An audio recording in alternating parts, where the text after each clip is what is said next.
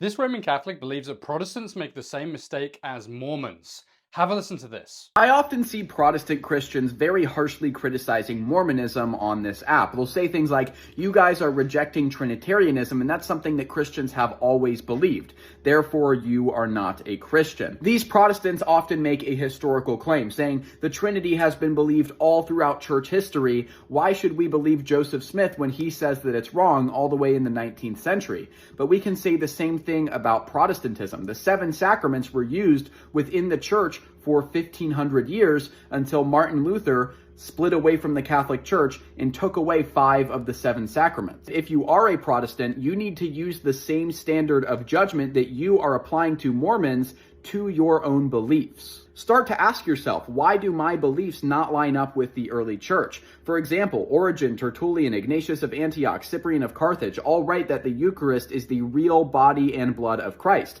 Now, modern-day Protestantism rejects this belief. Now, I get what he's saying. He's saying that Protestants say Mormons are wrong for rejecting the Trinity since, well, the Trinity has been believed throughout the whole of church history, and yet we say the Roman Catholics are wrong, even though what they believe is supposedly believed throughout all of church history.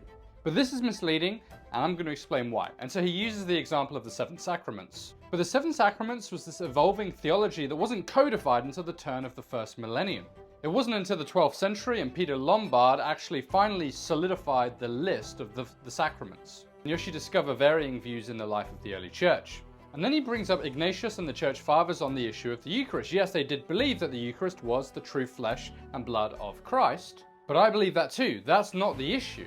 The issue is what's going on with the bread and the wine. See, Lutherans, Calvinists, a lot of Protestants can affirm exactly what Ignatius was saying. But what's up for debate is what's exactly happening in the Eucharist. Did Ignatius believe that the bread and wine turned into the substance of the body and blood of Christ? We don't find that anywhere. And that was an evolving belief. We even see it in the 9th century, where 2 monks, Radramnus and Radbertus, debated the Eucharist. One said it was spiritual, the other said it was physical, and so the debate raged on for some time.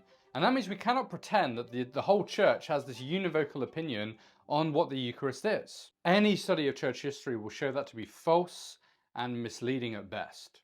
John Henry Newman famously said that to be steeped in history is to cease to be Protestant.